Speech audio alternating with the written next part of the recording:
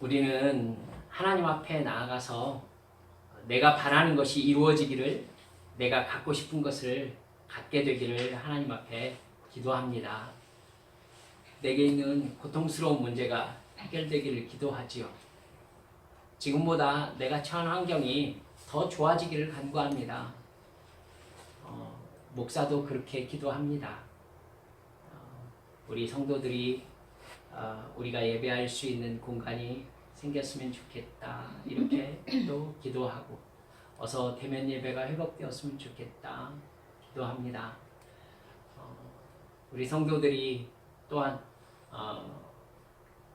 부흥되어서 함께 복음을 전하는 삶으로 변화되고, 우리의 재정이 가난한 자들에게 또 힘든 사람들에게 흘러갈 수 있는 교회가 되면 참 좋겠다 하나님 앞에 간구합니다. 그런데 이번 주에 주 초에 이렇게 꾸민 듯 이렇게 자다 깨어서 제게 이렇게 확 느껴졌던 게 있었어요. 그게 바로 이사야 35장 우리가 읽은 본문 말씀이었습니다. 광야 메마른 땅이 기뻐하며 사막이 백합화같이 피어 즐거워하며 무성하게 피어 기쁜 노래로 즐거워하며 레바논의 영광과 갈멜과 사론의 아름다움을 얻을 것이라. 그것들이 여호와의 영광 곧 우리 하나님의 아름다움을 보리로다. 하나님께서 왜 사막과 광야 같은 우리들에게 이런 아름다운 회복을 이야기하고 계시나. 되게 많이 이렇게 마음이 그냥 까닭 모르게 기쁘고, 그래서 그 말씀 하나님 앞에 묵상하며 우리 성도들과 함께 나눠야 되겠다 하는 생각이 들어서 하나님께 기도하며 말씀을 준비했습니다. 이렇게 예수를 믿는 사람들이 하나님 앞에 간구하는 자기 삶의 필요, 아마도 이집트에서 이스라엘 백성들이 꼭 그런 마음이었을 것입니다. 출애굽기 2장 23절에 보면요, 이스라엘 자손이 고된 노동으로 말미암아서 탄식하며 부르짖었다 이렇게 나와 있습니다. 그 고된 노동으로 말미암아 부르짖는 소리가 하늘에 상달되었다라고 얘기할 정도였어요.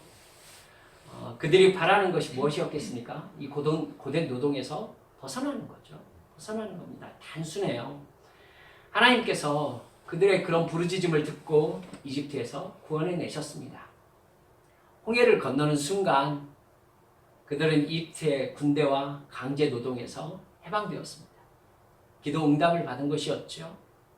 이제 가나안으로 직행하기만 하면 되죠. 거기서 그들은 이제 파라오의 노예가 아니라 자기들의 재산을 가질 수 있었고, 그리고 자유롭게 농사를 지으면서 살 수 있는 길이 열린 것입니다. 근데 여러분, 하나님의 뜻대로 이스라엘 민족을 인도한 구름기둥과 불기둥을 따라서 간 그곳은 어디였냐면 가나안 땅이 아니라 시내산이었습니다. 하나님은 그 메마른 광야에서, 그 산에서 무려 1년 동안이나 이스라엘 백성들을 머물게 하셨습니다. 하나님은 이스라엘 백성들을 시내산으로 데리고 가셔서 십계명과 율법을 주셨습니다. 십계명과 율법은 하나님이 어떤 신인지, 그리고 하나님이라는 신은 어떤 성품을 가지고 있는 신인지, 그 하나님과 어떻게 해야 올바른 관계를 맺으면서 살 수 있는지를 가르쳐주는 말씀이 바로 십계명과 하나님이 주신 율법들입니다. 그렇게 그 율법을 이스라엘 백성들이 받아들이겠다, 하나님의 뜻으로 받아들이겠다, 우리가 받아서 순종하겠다라고 하나님 앞에 약속하고, 하나님이 또한 너희들이 그 말씀 안에 거하는 백성이 되는 이상 나는 너희들의 하나님이 되어주겠다. 이게 바로 하나님과 이스라엘 백성과의 언약입니다. 언약. 그래서 하나님께서는 이스라엘 백성의 하나님이 되시고, 이스라엘 백성은 하나님의 백성이 되기로 한 것입니다. 그 계약이 지켜질 때에 하나님의 도우심을 받을 수 있는 하나님의 민족이 되어서 자유롭고 평등한 세상에서 행복하게 살 수 있게 되었던 것입니다. 만약 이스라엘 백성들이 하나님이 아닌 다른 우상을 섬기게 된다면 하나님의 땅에서 뽑아내시겠다. 이렇게 말씀하셨습니다. 그럴 수밖에 없죠. 하나님의 땅에서는 하나님의 백성들이 하나님을 섬기며 사는 곳이기 때문입니다. 이걸 보면 하나님이 이스라엘을 이집트에서 구원해내신 것은요, 단순히 고통스러운 상황에서 건져주시는 것이 목표가 아니라는 것을 알 수 있죠. 이스라엘 백성들은 자기가 너무나 힘들고 고통스러우니까 건져주세요 라는 이러한 바람이었는데, 하나님께서는 그것 이상의 생각을 진즉부터 가지고 계셨고 그 역사적 당신의 때가 되어서 성취시킨 것이었습니다. 하나님께서 원하시는 것은 이스라엘의 단순한 어려움을 구제하는 것이 아니라 그들을 하나님의 백성이 되게 하는 것이었어요. 하나님이 아브라함을 택하셔서 이삭과 야곱을 거쳐서 12지파를 만드시고 장정만 60만 명이 되는 그런 민족으로 육성시킨 것은요, 그 민족을 통해서 하나님의 아들이 육신을 입고 이 세상에 오게 하시려는 통로가 되게 하기 위해서였습니다. 그 아들은 인간의 죄를 대신해서 십자가에 못 박혀 대속의 제물로 죽으셔야 될 그런 분이셨습니다. 그리고 온 세상 민족에게 하나님의 아들이 죄값을 대신 치르셨으니 회개하고 예수님을 믿음으로 구원을 받으라, 이 복음을 온 세상에 증거하는 것이 하나님의 목표였습니다. 출애굽기 19장 5절 6절 말씀에서 그러니까 이스라엘 백성들이 하나님 이렇게 말씀하세요. 세계가 다 내게 속하였으니 너희가 내 말을 잘 듣고 내 언약을 지키면 너희는 모든 민족 중에 내 소유가 되겠고 너희가 내게 대하여 제사장 나라가 되리라. 거룩한 백성이 되리라. 여러분, 이스라엘 백성들은요, 이 세상 모든 민족과 하나님을 연결하는 제사장 나라가 되어야 했습니다. 제사장 아시죠?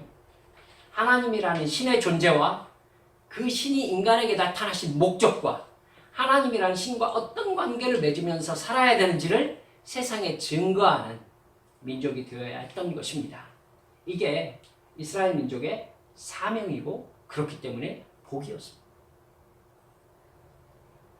그래서 하나님께서는 이스라엘 민족을 신의 산에서 1년 정도 머물게 하시면서 하나님의 율법을 배우게 하셨어요. 그래서 하나님이 누구신지를 알게 하신 거예요. 하나님의 백성으로 산다는 것이 어떤 삶인지를 깨닫게 하신 것이죠. 여러분, 가나안은 하나님의 백성이 하나님을 섬기면서 하나님의 뜻을 따라 사는 하나님의 땅입니다.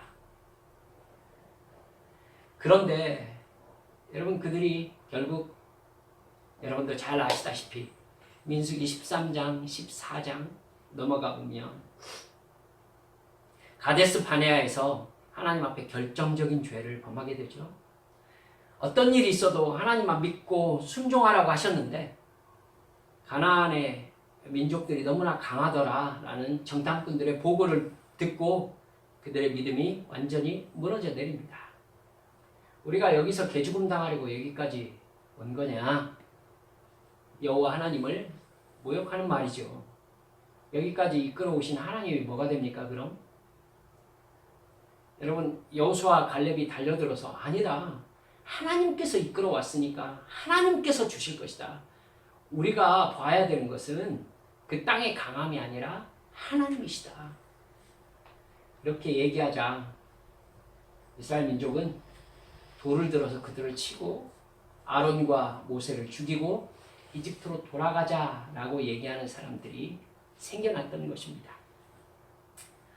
여러분, 하나님의 목적은 이스라엘 민족이 하나님의 국민이 되게 하는 것이었습니다. 근데 그들은 아직도 하나님의 국민이 아니라 뭐였다는 것을, 이집트의 노예에 불과하다는 것을 드러내고 만 것이죠. 이집트의 우상 숭배의 목적은 무엇입니까? 돈과 권력이 다스리는 세상. 우리들이 원하는 것은 우리들의 육적인 욕망대로 마음껏 살 수 있는 돈과 권력이다. 그 편안함이다. 육신적인 것이다. 보이는 땅에 관한 것이다.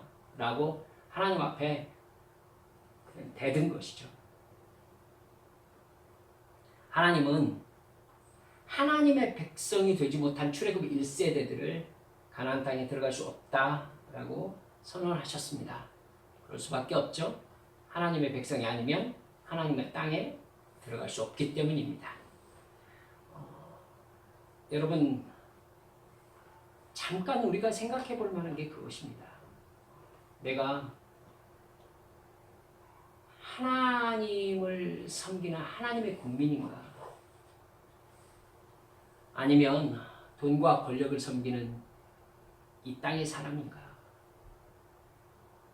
정직하게 한번 생각해 봐야 합니다. 내가 하나님 앞에 바라는 것은 결국 이 세상에 살면서 필요한 그 어떤 것을 강구하는 것뿐인가? 정말로 나는 하나님을 믿는가? 그래서 나에게 필요한 분은 하나님이신가? 아니면 내가 얻고 싶은 것을 얻기 위해서 하나님을 내가 필요로 하는가? 깊이 생각해 봐야 될 것입니다. 여러분, 이스라엘 민족의 이러한 시내산과 가데스 바네아에 이르는 이러한 일정들을 생각해 보면 우리도 사실 똑같다라는 것을 알 수 있습니다.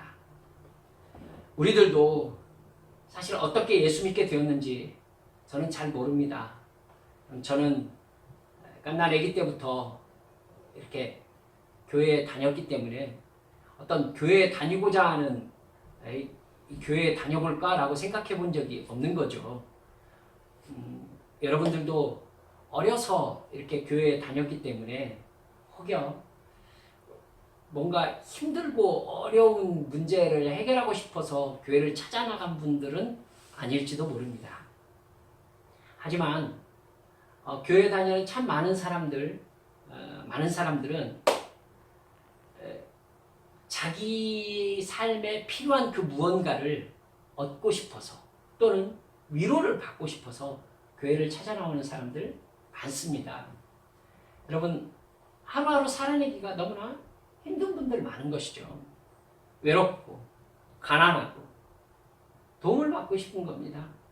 그래서 예수를 믿으라고 했을 때에 교회 나가볼까 하면서 교회를 찾아 나오는 것입니다. 그 마음은 어떤 마음이겠어요? 지금 사는 이 삶보다 좀 나아지기를 바라는 마음이죠. 좀 도움을 받고 싶은 마음인 겁니다.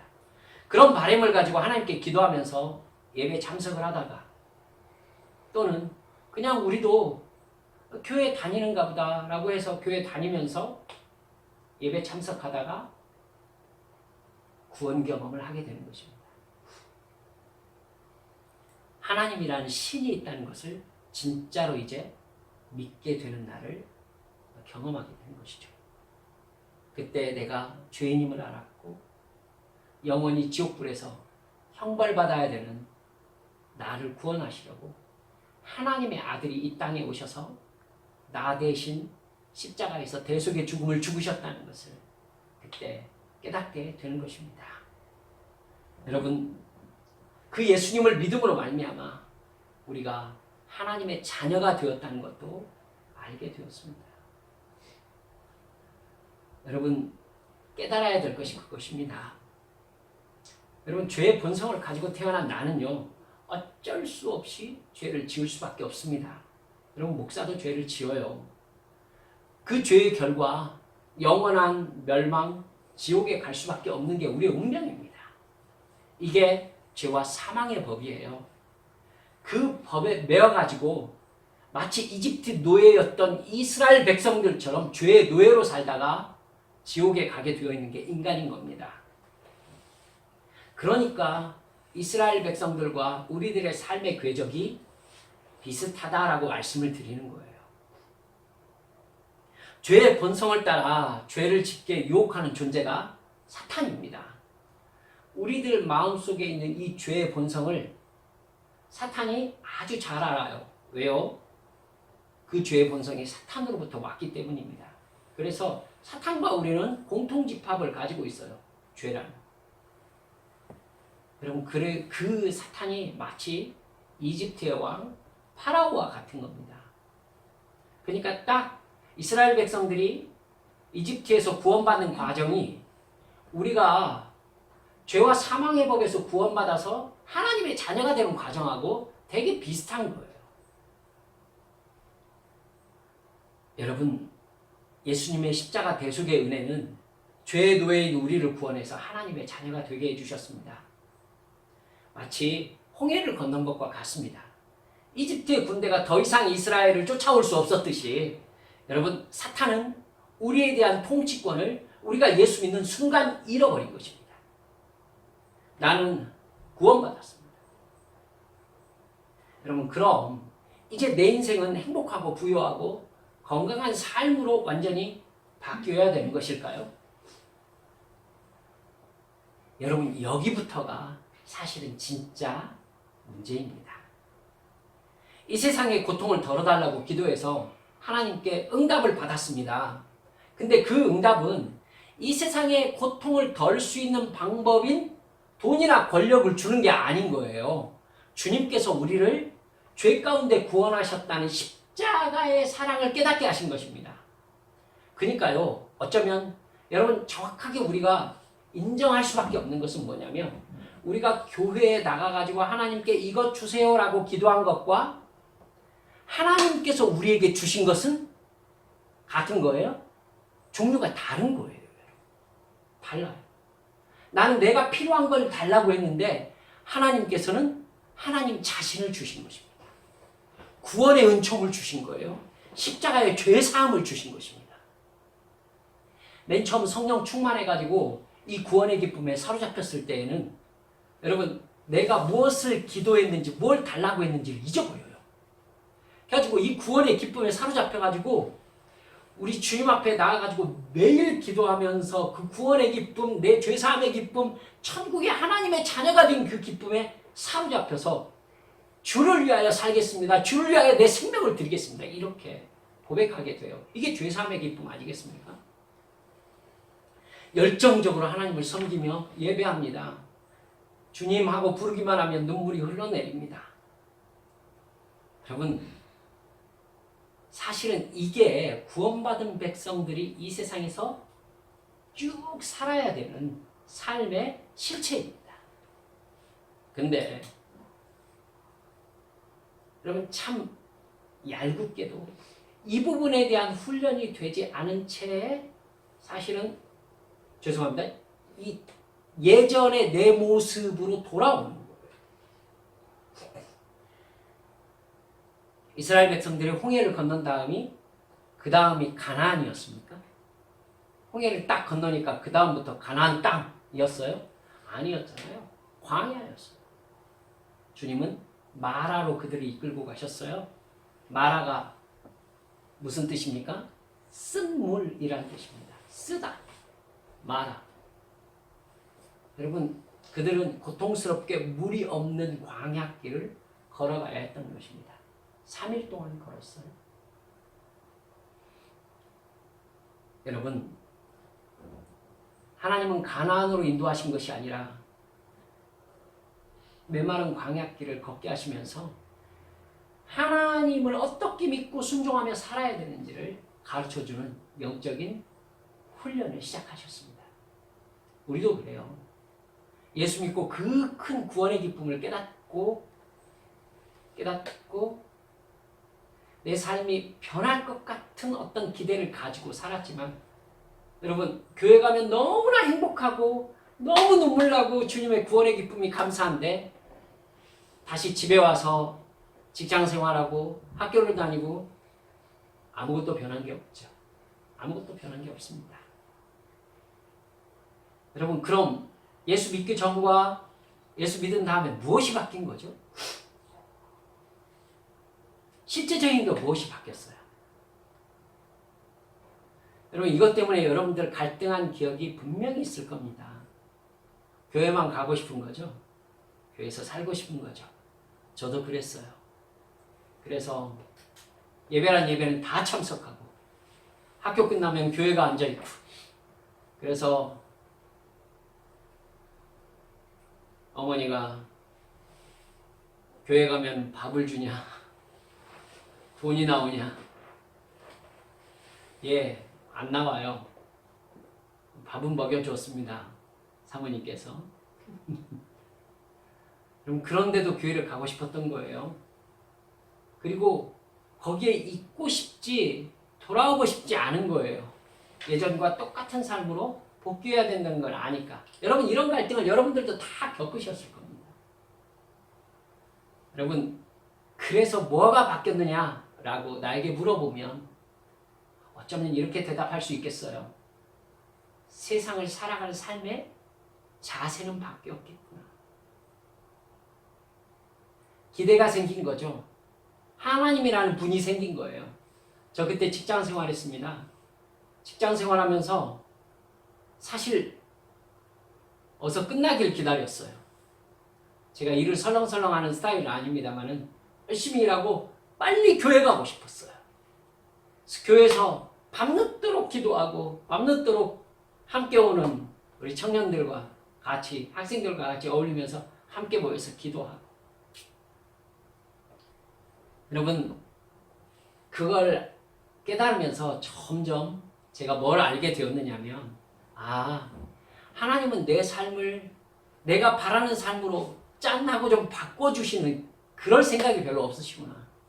사실은 변함없는 삶 속에서도 하나님을 사랑하는 삶으로 살아낼 수 있다는 것을 아무것도 바뀌지 않은 삶이지만 예수님께 구원받았다는 것만으로도 내가 행복할 수 있다는 것을 나에게 가르쳐주고 싶어 하시는구나.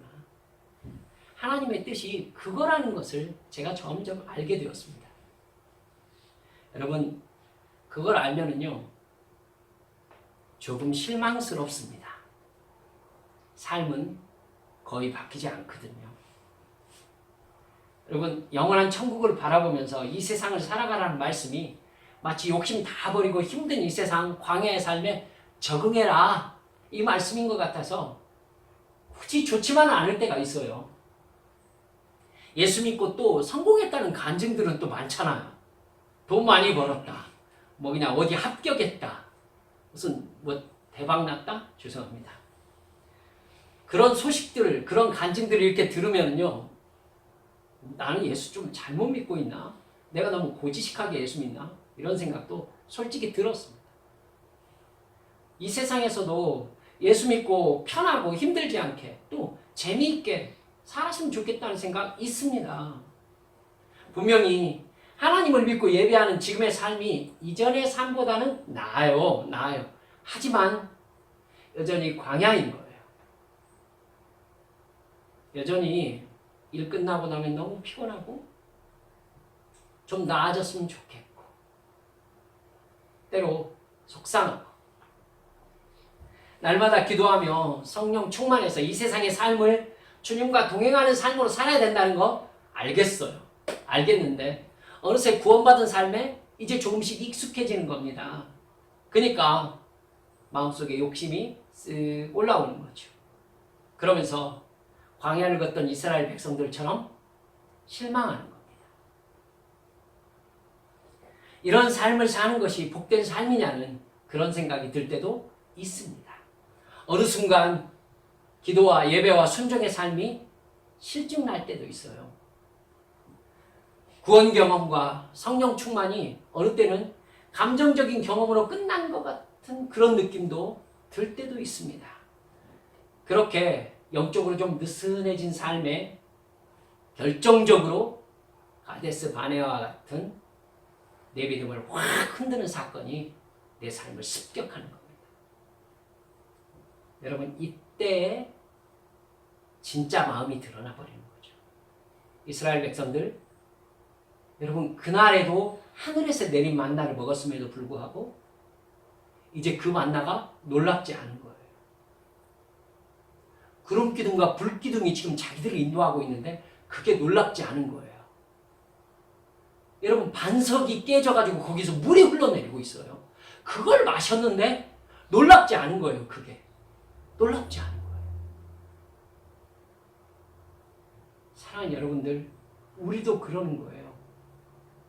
우리도 이제 예수 그리스도께서 나를 위하여 십자가 대속의 죽음을 죽으셨고 내가 하나님의 자녀가 되었다는 것이 그전처럼 막 눈물 나고 행복하고 주를 위하여 내 자신을 드리겠다고 그런 마음이 아닌 거예요.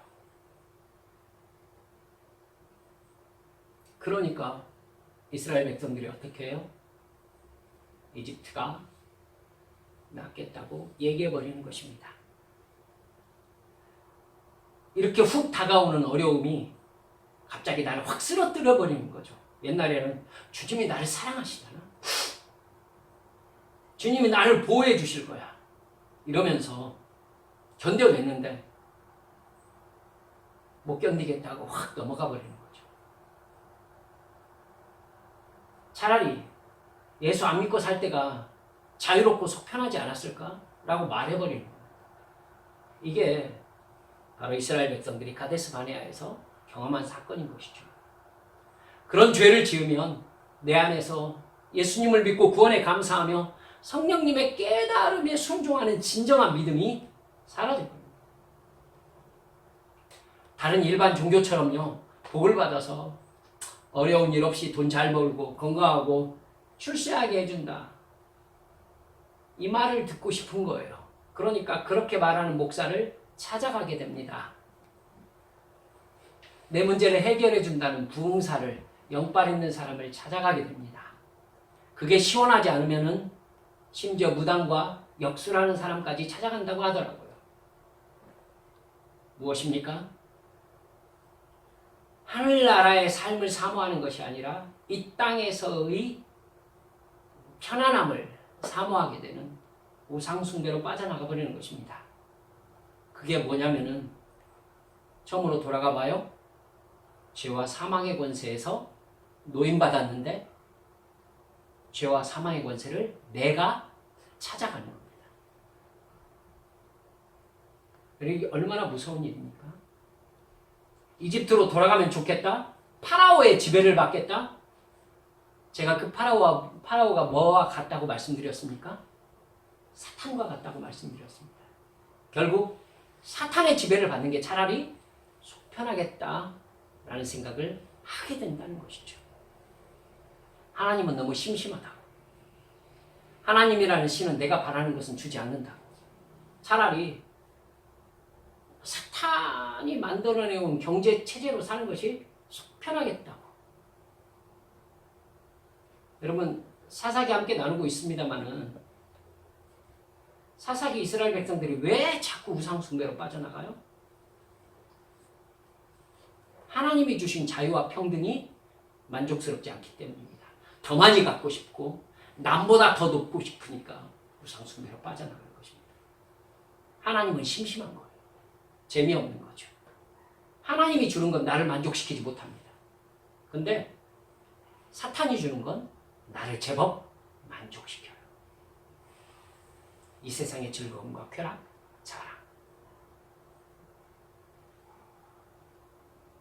여러분, 인간의 죄성은 사탄을 닮아 있습니다. 돈과 권력을 얻어서 다른 사람들에게 갑질하고 내가 먹고 싶은 거 먹고 입고 싶은 거 입고, 여러분, 내가 가지고 싶은 거 가지면 기분이 좋습니다. 그렇게 차라리 이집트가 좋았다 라고 얘기하는 사람들은 하나님 반드시 말씀하셨어요. 가나안 땅에 들어갈 수 없다. 여러분, 우리들에게는요, 히브리서 6장 5절 6절에서 이렇게 말씀하십니다. 하나님의 선한 말씀과 내세의 능력을 맛보고도 타락한 자들은 다시 새롭게 하여 회개하게 할 수 없나니 이는 그들이 하나님의 아들을 다시 십자가에 못 박아 드러내놓고 욕되게 합니다. 세례급 1세대가 광야에서 죽으려고 홍해를 건넜습니까? 아니죠. 가나안에 가려고 건넌 거예요. 근데 그들은 하나님을 믿지 않고 하나님의 백성이 되기를 거절했습니다. 천국을 상징하는 가나안에 들어갈 수 없었습니다. 이제 하나님의 관심의 대상은 출애굽 1세대라기보다 출애굽 2세대로 옮겨가고 말았어요. 여러분, 그렇다면 우리 한 번 더 생각해 봐야 될 게 이것입니다. 그럼 출애굽 2세대는 최장 여호수아 갈렙 같은 경우는 40년 동안, 또 그때 태어난 애들은 40살이 되기까지, 아니면 이미 태어나 있는 애들은 나이가 들면서 40년 동안 가나안 땅을 헤매다녀야 했었어요. 광야를 헤매다녀야 했었어요. 여러분, 그렇다면 꼭 그것이 출애굽 1세대가 자연사하기를 기다리는 그 시간만이었을까요? 그걸 생각해 보셔야 된다. 틀림없이 출애굽 2세대, 가나안 땅에 들어갈 출애굽 2세대에게 광야란 어떤 의미를 가지고 있었을 것이기 때문이죠. 여러분, 광야가 어떤 공간입니까? 전적인 무능력의 공간입니다. 거기서 할 수 있는 게 아무것도 없어요, 사실은. 이스라엘 백성들도 할 수 있는 게 없었어요. 농사를 지을 거예요? 뭐 할 거예요? 거기다 학교를 세울 거예요? 여러분, 물이 없습니다. 생명이 없습니다. 광야에는 생명이 없는 전적 무능력, 무가치, 무기력, 여러분, 무의미의 공간입니다. 인간은 거기서 아무것도 아니에요.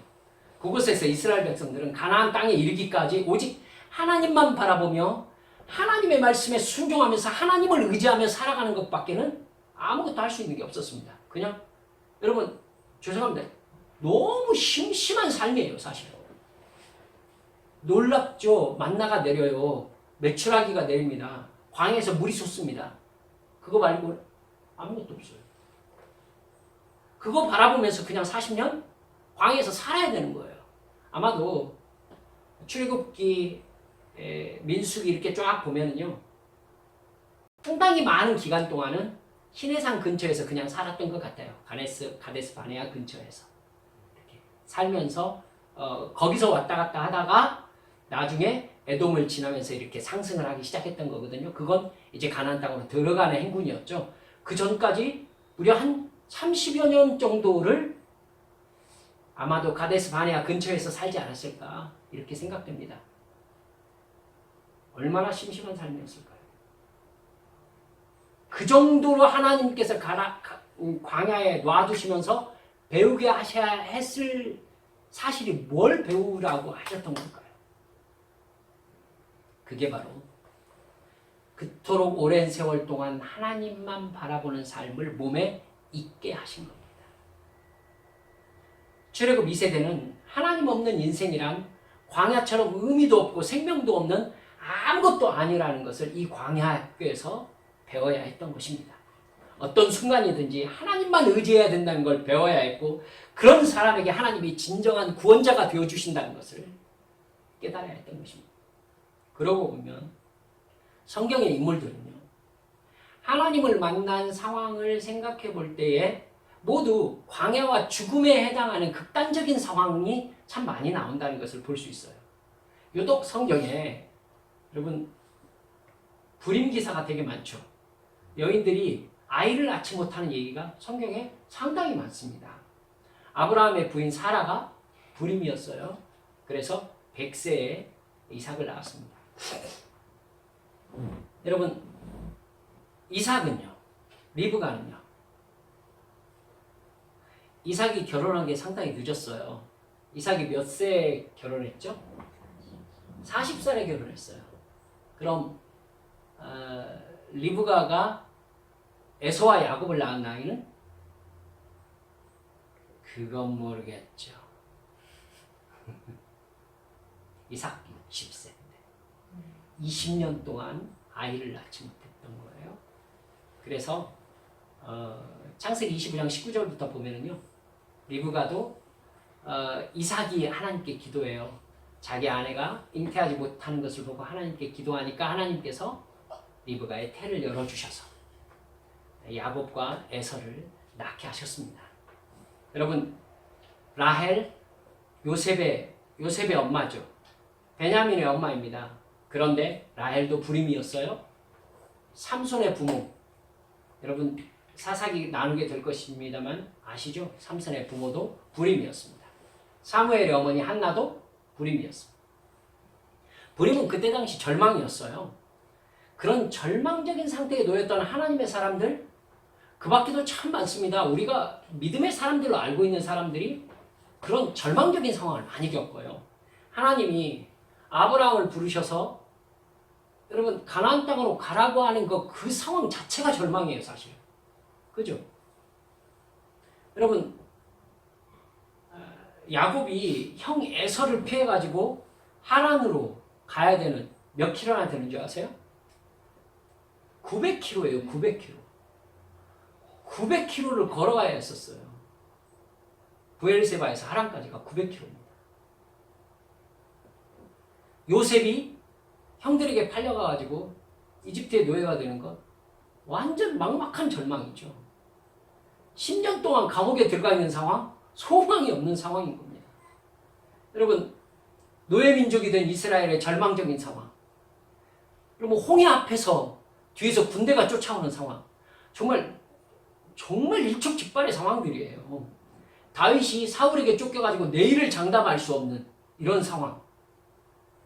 여러분 열왕기 여러분 읽으셨지만 그 열왕의 시대 때에 외국의 강한 군대가 이스라엘을 멸망시키려고 예루살렘까지 침입했던 거 여러분 얼마나 많았습니까?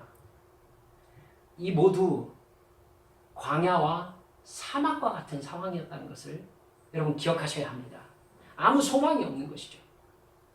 우리 삶도 예수님을 믿지만 사실 얼마나 때때로 광야와 사막 같습니까? 깨져버린 가정, 회사가 있습니다. 코로나로 예수 잘 믿는 사람들은 회고 안 됩니까? 그들도 사업이 망하기도 하고 해고되기도 하고 직장을 그만둬야 되기도 합니다.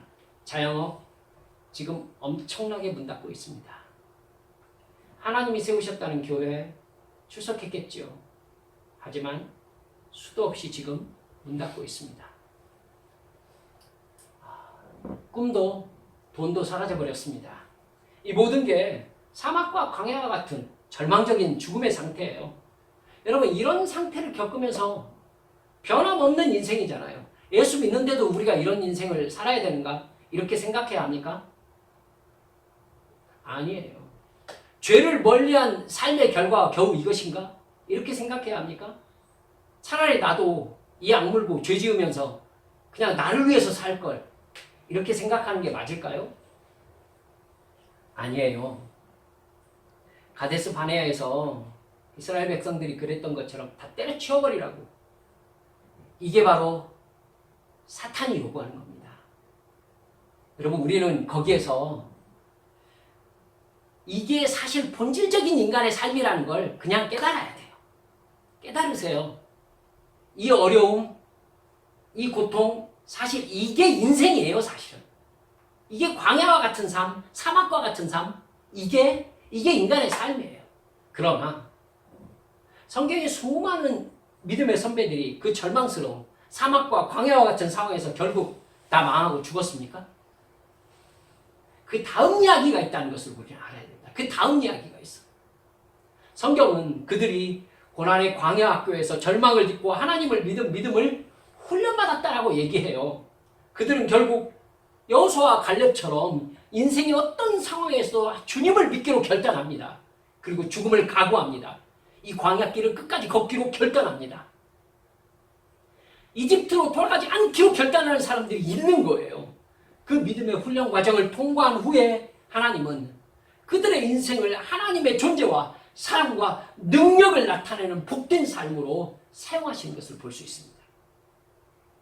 여러분, 불임의 여인들은 하나님만 의지해서 결국 어떻게 했습니까? 자녀를 받았습니다. 여러분, 요셉은 하나님의 훈련 프로그램을 통과해서 가족을 살리고 이스라엘을 민족으로 육성하는 사명을 감당했습니다. 한나의 기도로 태어난 사무엘은요, 이스라엘을 구원했습니다. 다윗은 그 고통의 시간 동안 하나님만 의지하는 법을 아마도 가장 타이트하게 배운 사람이었을 것입니다. 여러분, 사무엘상 21장 보면은요, 다윗이 사울의 추격을 피해가지고 오늘은 이쪽 산으로 내일은 저쪽 산으로 두려워하면서 도망을 다녔다라고 말했습니다. 다윗도 무서웠어요. 붙잡혀 죽을까봐. 하지만 그 뒤에 이렇게 써 있습니다. 하나님이 다윗을 사울에게 붙이지 아니하시니라. 다윗은 두려워서 도망다녔지만 그 다윗을 하나님이 따라다니시면서 보호하고 계셨습니다. 아니 그렇게 보호하실 것이면 그런 상황에 놓이게 하지 않으시면 되잖아요. 그러니까 하나님이 두려워서 죽을까봐 너무나 무섭게 도망다니는 다윗을 따라다니면서 보호해야 될 이유가 있으셨던 것이죠. 무슨 이유? 다윗은 그 삶을 통해서 순간순간 일촉즉발의 상황에서 온전히 하나님께 맡겨진 인간의 삶, 하나님의 백성의 삶이란 그렇게 사는 삶이라는 걸 배워야 했던 것입니다. 여러분, 아사왕, 여호사밧 왕, 히스기야 왕은 급박한 전쟁 상황에서 모두 하나님만 믿고 의지해서 완전한 승리를 거두는 이 기적들을 우리가 지금 열왕기상하, 역대상하 여러분 읽으면서 배우고 있지 않습니까? 완전한 절망 속에서 하나님만 믿고 의지한 사람들이 이 세상의 지배자이신 하나님의 구원을 경험하게 되었습니다. 사막과 광야와 같은 그들의 삶에 오늘 본문 말씀처럼 사막에 샘이 솟고 광야에 시내가 흐르는 하나님의 역사를 그들의 인생에서 경험했던 것입니다. 우리도 그 어떤 고통스러운 상황에서도 하나님께서 나를 사랑하고 계신다, 나를 보호하고 계신다, 나와 통행하고 계신다는 그런 믿음을 여러분 훈련받아야 됩니다. 고난의 광야 학교에서 완전히 나를 버리고 내 욕심을 죽이고 하나님만 의지하는 법을 배워야 되는 것입니다. 갈렙과 여호수아처럼 하나님이 나를 절대로 버리지 않고 끝까지 인도하실 것을 믿는 겁니다. 믿는 겁니다. 하나님께만 나의 소망이 있습니다.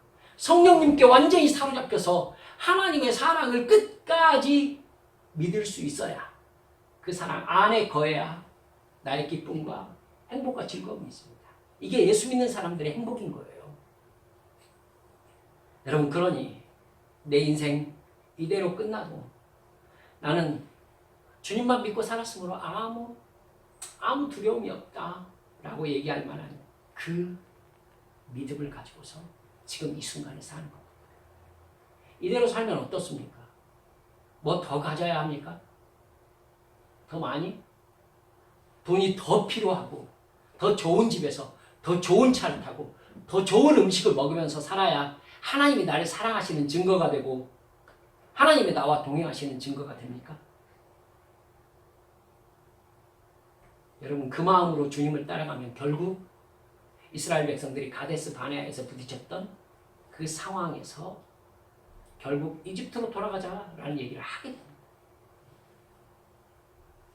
사랑하는 여러분들, 무슨 부귀영화를 누리겠다고, 뭘 더 바라겠다고. 여러분, 주님은요, 우리를 이 어려움의 삶 속에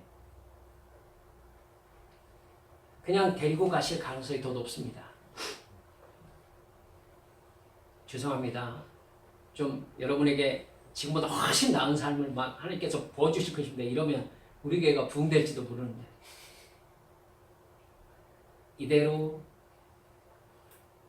갈 가능성이 더 높아 보입니다. 그게 예수님의 사랑일 가능성이 훨씬 높기 때문입니다. 여러분, 나사로가 병들었다는 소식을 들으셨습니다. 저 같으면요 당장 자가용 타고 가요. 근데 주님은 그렇게 사랑한 나사로 죽기를 기다리십니다. 죽기를 기다리세요. 나사로의 기도는 응답받지 못했습니다. 마리아와 마르다의 기도는 응답받지 못했습니다. 완전한 절망에 이르기까지. 여러분, 하지만 예수님은 그들을 배신하지 않으셨습니다. 고통스러운 버려둠을 경험했는데도 여러분, 예수님은 그게 배신한 게 아니셨어요. 예수님은 그들에게 나타나셔서 부활이요 생명임을 가르쳐 주셨습니다. 예수님은 내 생활에 도우미가 아니에요. 내 생활의 구원자시고 부활의 능력자이심을 믿으시기 바랍니다. 오늘 본문 말씀처럼요, 틀림없이 광야와 같고 사막과 같은 내 인생에 샘이 솟고 시내가 흐르게 하시는 주님이심을 믿으시기 바랍니다. 여러분, 주님을 사랑하기 때문에, 주님 때문에 이 광야 같은 삶이 샘이 솟는 시내가 흐르는 옥토와 같은 느낌을 우리는 가지게 되는 것입니다. 그들은, 이스라엘 백성들은 사실 광야에 있었지만 목마르지 않았습니다. 사막에서 주님을 따라갔지만 그들은 배고프지 않았습니다. 문제는 무엇이었습니까? 그것에 감사할 줄 모르는 이스라엘 백성들의 믿음 없음이 문제였던 것입니다. 말씀을 정리합니다. 하나님은 나를 천국으로 인도하시기 전에, 또한 하나님의 존재와 사랑과 능력을 세상에 증거하는 복을 주시기 전에 내가 온전한 하나님의 자녀가 되기를 기다리십니다. 마치 이스라엘 백성들을 먼저 시내산으로 데리고 가셨던 것처럼. 절망 속에서 주님 의지하기를 배운 사람, 어떤 상황에서도 주님의 높고 위대하심을 찬양하는 굳센 믿음을 가진 가난한 사람에게 하나님의 사랑이 나타납니다. 여러분, 굶주렸던 이스라엘 백성들이 맨 처음 만나를 딱 먹었을 때 얼마나 감격했을까요? 하늘에서 내리는 양식이라니. 문제는 무엇입니까? 그것에 적응한다는 것이 문제인 것입니다. 여러분, 적응을 거절하세요. 이 세상에 살면서 이 세상이 뭐 하는 시간인지를 여러분 분명히 아셔야 돼요. 하나님께만 경배하고 하나님을 찬양하며 하나님과 영원토록 사랑하며 살아가는 그러한 삶이 천국의 삶이잖아요. 그죠? 천국이 하나님만 바라보고 하나님만 경배하며 하나님과 행복하게 사는 곳이죠. 여러분, 그 삶을 준비하는 곳이 광야입니다. 그 삶을 준비하는 곳이 여기입니다. 그렇기 때문에 주님은요, 우리가 순간순간 주님을 의지할 수 있을 만한 어려움을 우리 삶에 계속 주실 가능성이 높다고 생각합니다. 우승일 목사는요. 그리고 제가 확실히 믿기, 그것이 주님의 사랑이라고 믿습니다. 이 훈련 과정이 끝나면 혹시 내 삶의 어느 순간에 하나님이 분명히 약한 자를 통해서 강한 자를 부끄럽게 하시는 역전의 하나님이심을 드러내실 수도 있어요. 그래서 나에게 돈과 권력을 많이 주셔서 그걸 가지고 하나님의 강하심을, 하나님의 사랑을 세상에 증거하는 도구로 나를 쓰실 수도 있어요. 그렇게 다윗을 쓰셨고 하나님의 참 많은 사람들이 또 그렇게 쓰임 받았어요. 하지만 염려스러운 것은 세상에, 성경에 기록된 그 모든 사람들, 하나님의 그 어떤 복을 받았던 사람 중에 하나님이 주신 그 훈련을 받고 받았음에도 불구하고 그거 가지고 죄 짓지 않은 사람이 한 사람도 없다는 것. 저는 이것 때문에 하나님이 우리를 이렇게 순간순간 만나에 의지하는 삶을 살게 하시는 삶도 감사하다라고 생각하라는 것입니다. 감사하다라고. 여러분, 하나님 없이, 성령 충만함 없이 내가 가지게 된 돈과 권력, 무엇입니까? 지옥 가는 길을 포장하는 데 쓰입니다. 아시겠습니까? 성령 충만함 없이 성령께서 나와 함께 하셔서 하나님의 뜻에 사로잡힌 나의 돈과 나의 권력이 되지 않으면은 나의 돈과 권력은 지옥으로 가는 길을 반짝반짝하게 포장하는 편안한 길을 만드는 데 쓰이게 되는 것입니다.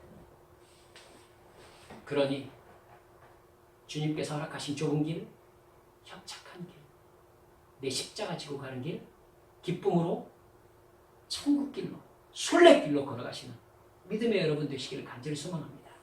우리 한미교회가 이렇게 자기 예배 공간 없이 그냥 지낸다 하더라도 저는 주여 주께 감사하는 내 믿음을 허락하여 주옵소서. 하지만 주께서 기뻐하시거든 우리에게 함께 모여 예배할 수 있는 공간을 주시되 그 공간이 당신의 영광이 임하시는 그 누구도 이곳에 들어와서 여기는 하나님의 영광이 머무는 공간이구나 깨달을 수 있는 하나님의 임재가 있는 예배를 우리 주님께 드릴 수 있는 복된 공간을 우리에게 허락하여 주옵소서. 날마다 기도하고 있습니다. 여러분 우리도 그렇게 기도합시다. 그리고 우리도 그런 진짜 복받는 인생 되어주시기를 우리 주 예수님의 이름으로 간절히 축원합니다. 이 시간 함께 기도합시다.